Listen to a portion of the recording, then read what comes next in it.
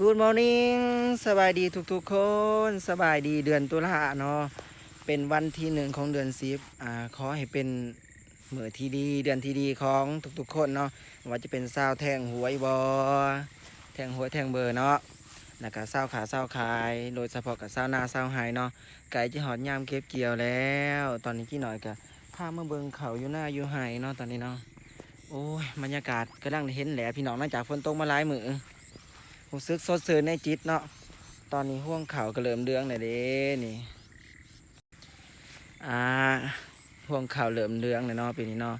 ปีนี้ศัตรูพืชบ่ค่อยมาลุกลานบันไดห่วงเขาก็คือจังพ่อเบิงพ่อแย่งแดอ่าก็สิได้มีกินมีใส่หรือว่าบิดหนีบิดสินนั่นน่ะเนาะเออ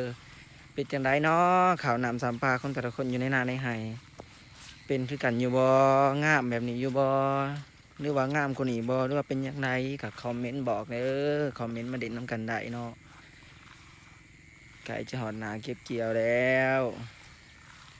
ปีนี้ว่าสิเกี่ยวมือเองเด้นี่หรือว่าสิบ่หม่มรถคือเก่าอยู่บ่เนาะ โอ้ยบรรยากาศนี่นะอาจจะเป็นสดชื่นได้พี่น้องเอ้ยอาจจะได้กับฝากกดไลค์กดแชร์ให้เด้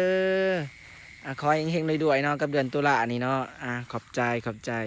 บ๊ายบาย